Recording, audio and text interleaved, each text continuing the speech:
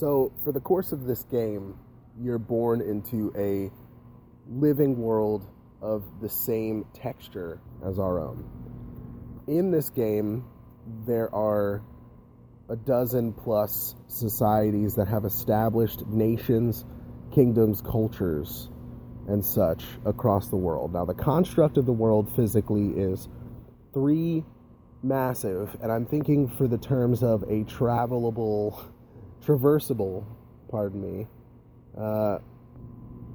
atmosphere of land, sea, and sky would be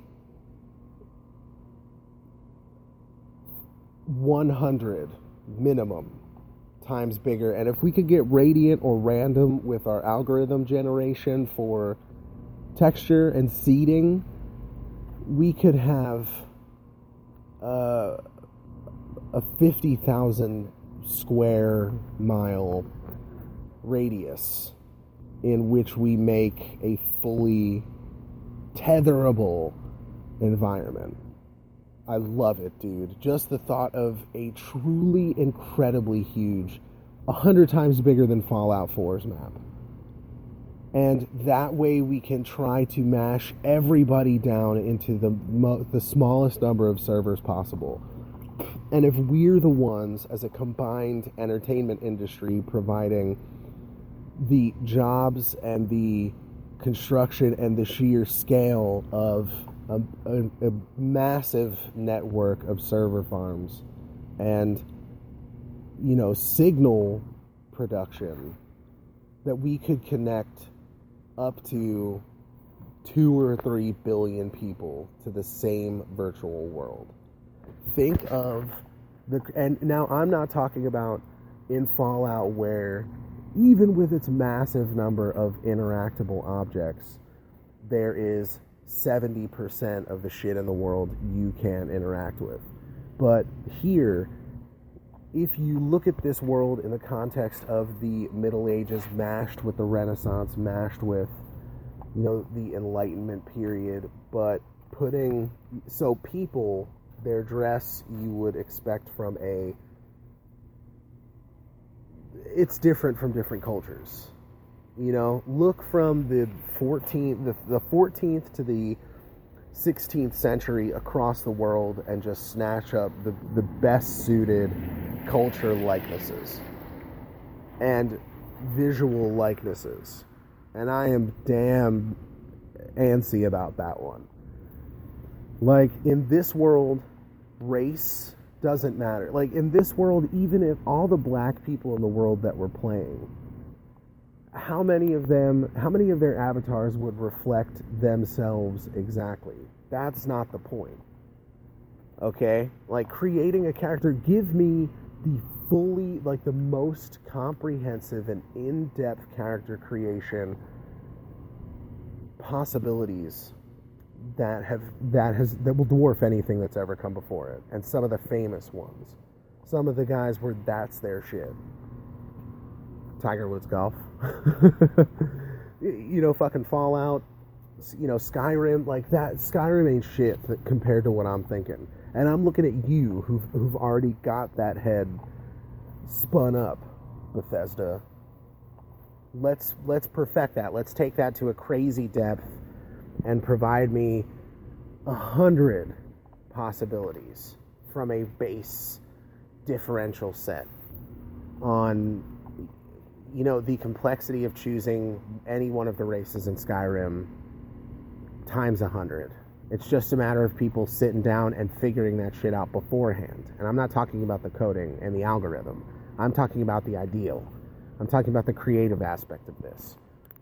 Where if it's my job, you can't, don't come in and say, hey, look, if you could come up with 10 races that all have different special abilities, different traits, different aspects, different properties, which give them different edges in the game and make the versatility worthwhile, I'll say, give me 3 hours and let me chill off on my own, and I'll come back to you with most of a notebook filled. And if that's 100 to 120, cut that down to, even 70 or 60. That's 3 hours. That's one day. Work with me. Put the mental effort in, put the commitment in with me side by side. This drive, combined with the resources, combined with the other brilliance out there, and I'm not shy about talking about it this way. It's not out of pride, it's out of necessity to try to make a point. Because when I sit down with you and 1 month later, the best game that could ever be developed to give players the best experience, the most enrapturing experience, slash into a sidebar, when I think of the playthrough, EVE Online sets a great precedent for an evolving universe. This is meant to evolve from the start.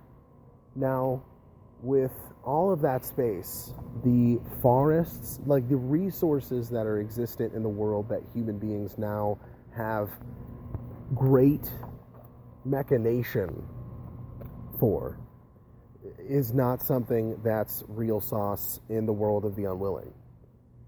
Because when you need to, now the players are gifted by being set alongside a thriving, growing, adapting civilization of AI for all of their respective cultures. But they're born into a world where progress has been made, where for several thousand years mankind has continually built, destroyed, grown politically, grown in knowledge and experience, in chronicling their history and learning from it, and establishing traditions of social responsibility, pursuing medicine, pursuing humane civic growth, have built this incredible world. Now, in the very recent past of about the last 2 years, the world has been launched into a state of war and treachery. And I won't give a direct nod to Game of Thrones and what I would say people will experience as far as the AI attitudes. But the mountains that run 600 miles from north to southmost point, all the way across the central continent, are named the Lufthausers. And at the beginning of the problem point 2 years prior to the game's beginning, there was a rare ore, I'll break it down for you. I'll put it flatly for you, because a very detailed explanation was given in another discussion. But a magical ore or a mysterious ore is found in the heart of these mountains, and it is in a massive quantity. There's a shit ton of it everywhere, but when you break it off, based on a rolling scale from large to small, you have a increasingly high rate of levitation based off the size of the rock. So if I cut down a 2-ton boulder, I mean really like 2 or 3 people could push it across the ground. But if you broke off a little nugget-sized piece, it would probably zip towards the ceiling before you could catch it. Now, what happened is this discovery was made, and other nations, besides the 2 located on the southern continent, which are split geographically as far as their borders are concerned at the mountain range. Those 2 cultures, called the Empire of Burgundia in the north and the Democratic Republic of Foundros in the south, they're mining corporations, essentially. Their mining guilds and labor industries go into full gear against one another, harvesting their shit, and the lands of the West, which is primarily dominated by the Empire of Silic, which controls the oligarchy of regalia, a cartographer guild built land of merchantry guilds, great exploration and map making feats are taken, because remember the size of the earth. Now there are dozens of civilizations spattered across this world, but they are separated by oceans twice the size of the Pacific. So these three continents interface with each other because they're within 1,000 miles to each other at their furthest points, at their closest points, right? Now, outside of that, you'd have to travel 5,000 miles to get to the next grouping of continents. So that comes into play later, but for the purpose of the MMO, you're born into this world, and there's essentially the number of tasks that you can assign yourself to. Let's look back to EQ. Let's take a hint from being able to take any aspect of being in a real world-esque situation and apply it to the MMO fantasy. That's a hit. I think my envisioning would be to give some of the less combat-oriented players the same shot you get in Eve, where if you want to be a industrial magnate or economic trading magnate, you can be that person, and you can afford the craziest ships in the game because you're a guild. You're a strongly successful syndicate of some sort. Now, I think the way that translates into the Unwilling is, let's say you walk into a city and you walk up to a forge. And this forge is part of a successful NPC-run blacksmithing guy. Essentially, man, this dude, man, he's an armorer because he's very skilled. He would essentially be expert to master level, to artisan level across the board on armory, weapon making, smelting, forging, casting, and all of these sub-aspects of using a forge rolled into one. And so you as a player walk in and say, I want to be your apprentice. And this guy says, everybody wants to be my apprentice. Why should I make you my sidekick? Why should I teach you my secrets? And you say, fucking let me back there and work, and you'll see. And you go back there, and it's almost like it just has to be engaging. I realize this doesn't have to be perfect because you want to avoid monotony. But if I have to pump the bellows by pushing buttons, I mean, I know, what was the game that did that? The short ones, Fables. Fable 3, right? There was all these button involvements for mini games and actions. Bring that into the mix, man. If I have to pull levers, turn cranks, do shit, interact with the process to get it right, and do get it perfect, then you can become a great armorer, a great blacksmith. And I envision people making enough money to buy their own shops, hire their own employees, and continue to build their business. And because the world grows at a static pace, that should be a realistic experience in a lot of ways. You are forging knife after blade, crafting shield after breastplate, and that's taking time. You're doing it in game, but the money that you get, the possibilities for the future, like think about somebody playing fucking fully into it because of the environmental perfection surrounding the player, intently forging and finishing two bigger pieces in the course of playing for a few hours. And they sold those and made hella money. And they could now afford, you go from being an apprentice working for a couple of days, or even coming in there right off the bat and pumping out a bunch of minor stuff and getting the money from that, for this guy to be like, okay, let me keep what you earn for the first day, and you can sleep here and eat here, and then when you make something worth selling or something that can make a big amount of money, it'll have been worth my while. You can learn from me while you're here, and you get experience from just being there, and you can keep working. It's like double XP for the entire daylight and night hours for that day, right? You get an added bonus from being under his roof, but you're forging your own legacy.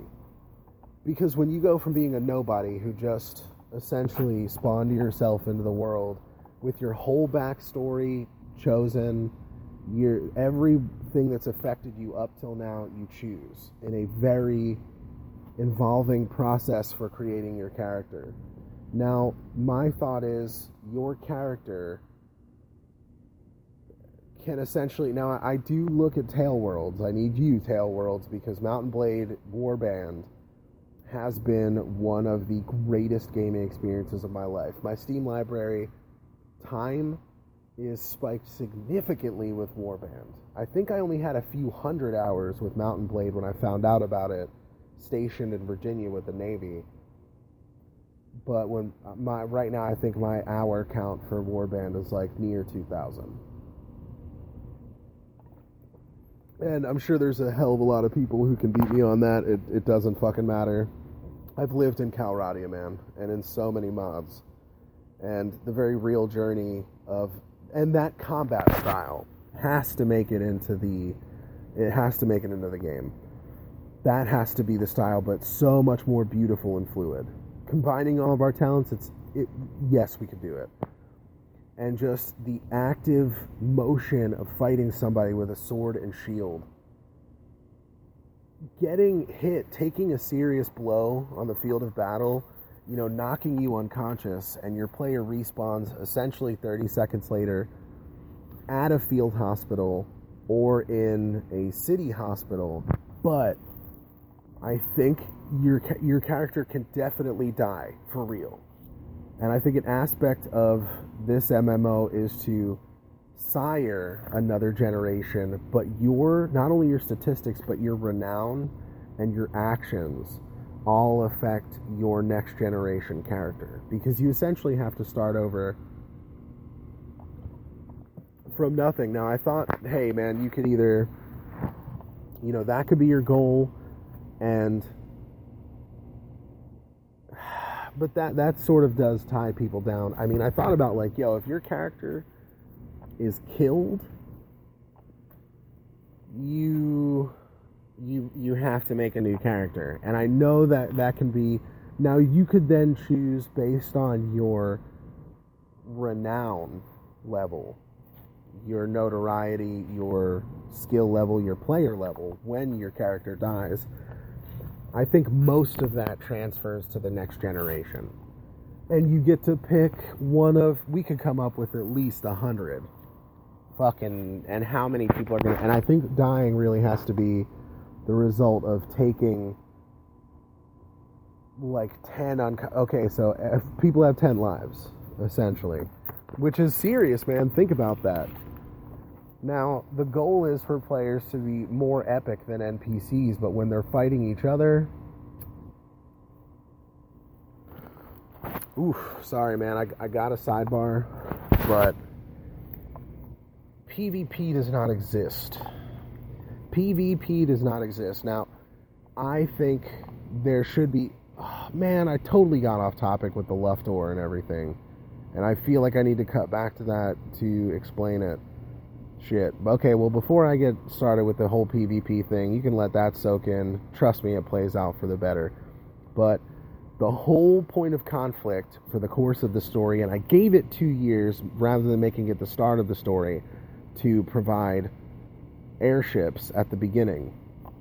But if we've got the power we need in this console machine, maybe we won't have to do it, but I thought really about instancing the sky. And really just having a minimal connection between... But that defeats the purpose, and it defeats the feel, so it needs to fit in, man. I mean, it's like if Black Flag was truly connected to the cities, Are they? Maybe. I don't know. I'll have to think about that. But I that means I need you, as AC team.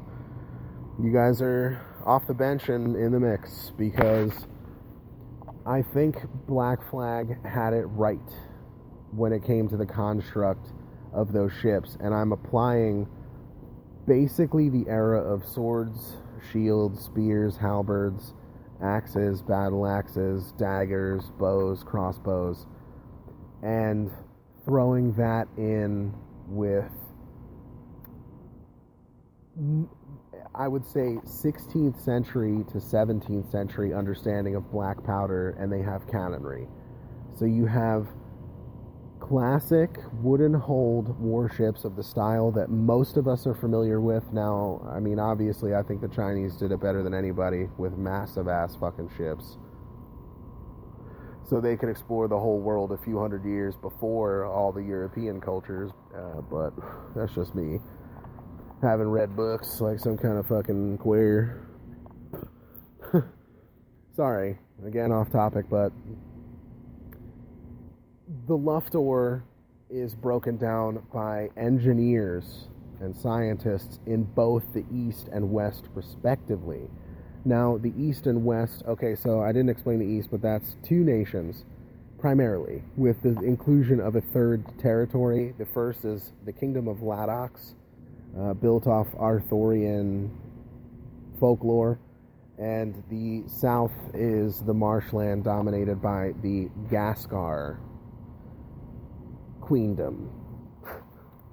So, I mean, and the third is Libertania, which is a nation built of pirates and veterans and rich dudes and people that just don't give a fuck about the problems of the world. They hire themselves out because they're, you know, a collective of the best, both on the sea and land, and in the future in the air.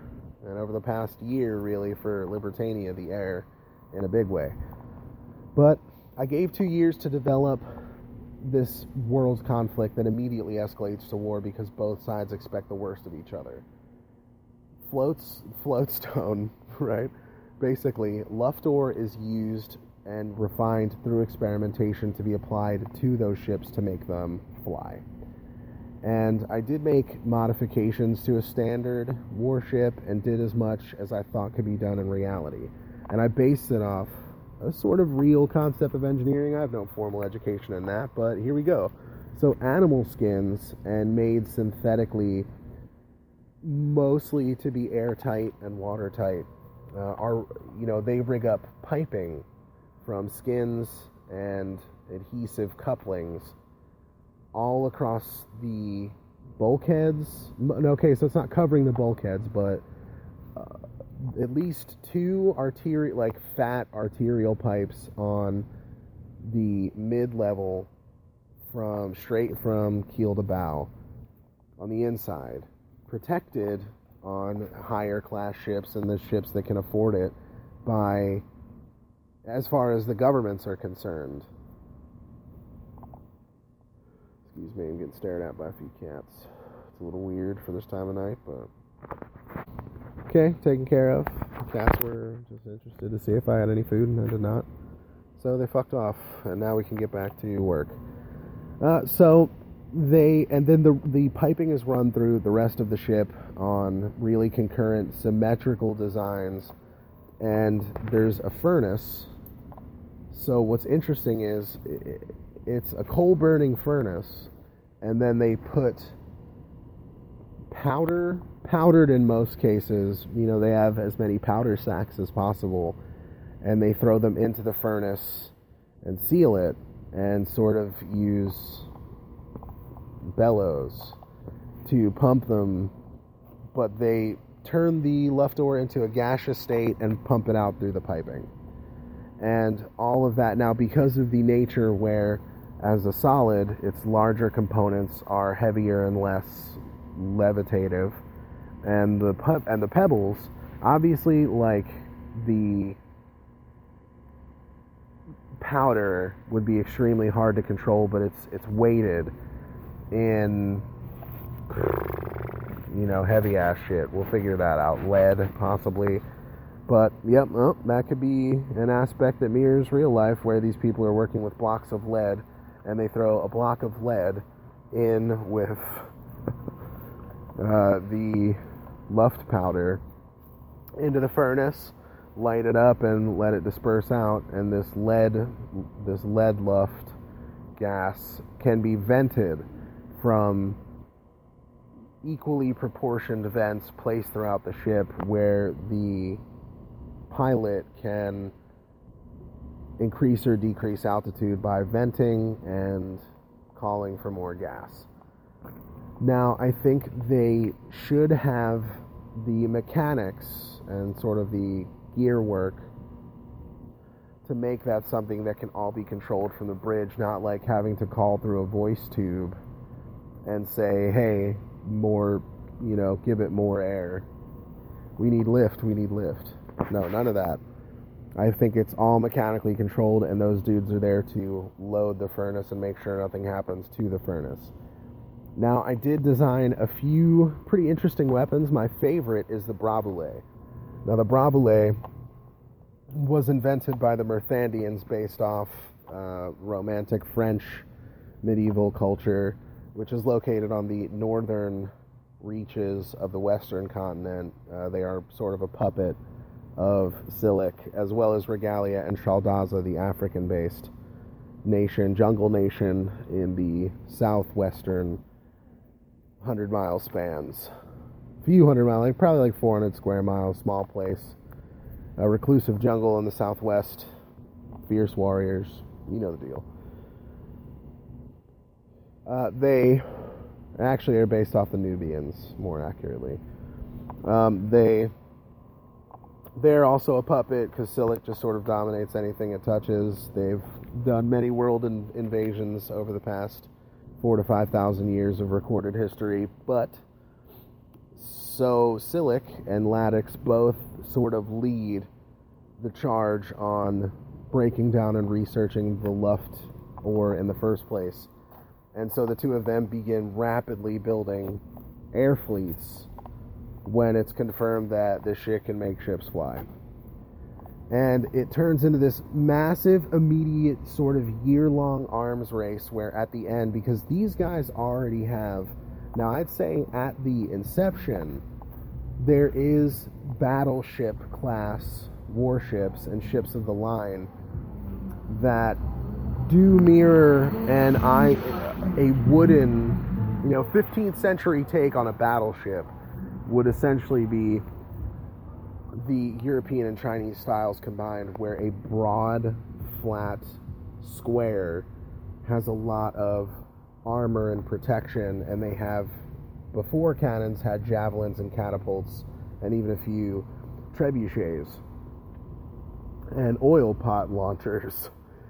And they were the real juggernauts of the sea. And then cannons made all, higher rate, but, not a battle. Frigates and fast frigates, heavy frigates, galleons, and brigs of war could gang up on a battleship after cannons came around, and mortars, because they could just, smash through the hull by launching mortars, and that sort of changed the game. But so battleships got narrower and longer and started to look like majority wooden versions of the Bismarck class, combined with the standing ship of the line construct. We only have a minute left, but so that's the deal. Luftor becomes highly coveted by everybody. The East and West declare war by allying respectively with different halves of the central continent to fuel their economy and mining efforts and to protect them militarily, and it turns into a world war. And the player comes in after significant construction of airships, both in the East and West and the central continents, to be able to travel distances that they could traverse on foot and on horseback and in wagon and do whatever they want to do, interact with towns, cities, villages, all across this huge span, get involved in resource mining, whether it be timber, stone, fishing, There's just so many possibilities where people could exert themselves. The games of the past have laid out this path where everything is possible, and we just have to refine it and polish it. That's what I'm here for. I'll get at you with another section soon. Peace.